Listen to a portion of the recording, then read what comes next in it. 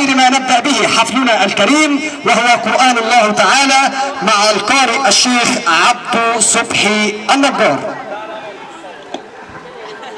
أعوذ بالله من الشيطان الرجيم. بسم الله الرحمن الرحيم. واذكر في الكتاب مريم إذ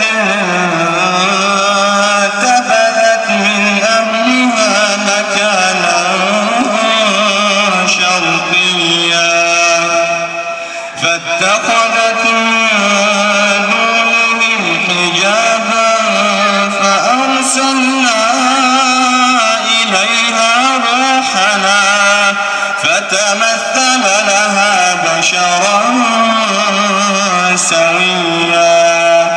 قالت إني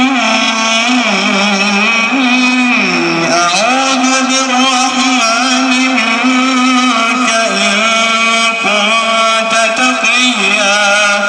قال إنما أنا رسول ربك لأهب لك غلاما زكيا. قالت أنى يكون لي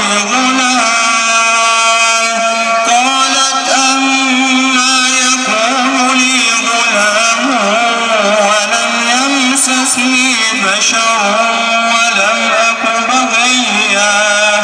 قال كذلك قال ربك هو علي هين ولنجعله آية للناس ورحمة منا وكان أمرا مقضيا.